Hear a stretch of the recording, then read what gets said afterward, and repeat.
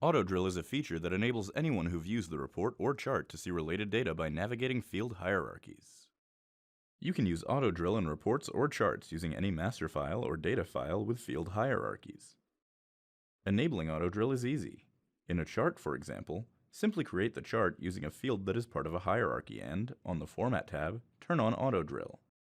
When you run the chart and point to a part of it, the tooltip that appears will include the option to drill down into the data. If the field that you used is not at the top of the hierarchy, you will also be able to drill up. Here, because product category is at the top of the hierarchy, you can drill down to product subcategory.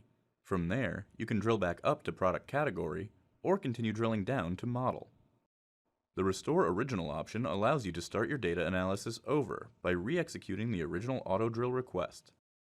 You can also drill back up from model to product subcategory or product category using the breadcrumbs at the top of the page. This enables you to move back up in the hierarchy of your data source with ease, displaying the content that is relevant to the level you select. Clicking a breadcrumb link will take you back up to that level in the hierarchy.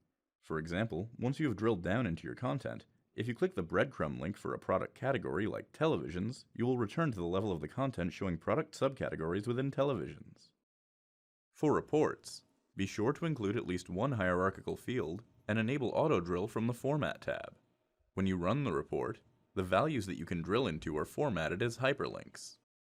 When you click one, a tooltip appears, allowing you to drill up or down depending on the field's position in the hierarchy. You can drill all the way back to the top at any point once you've drilled into the field hierarchy, just like in a chart. As you can see, AutoDrill is a powerful tool that can increase the scope of your data exponentially with the use of data hierarchies and the click of a button. To learn more, visit the WebFocus knowledge base, where you can search all technical topics and videos.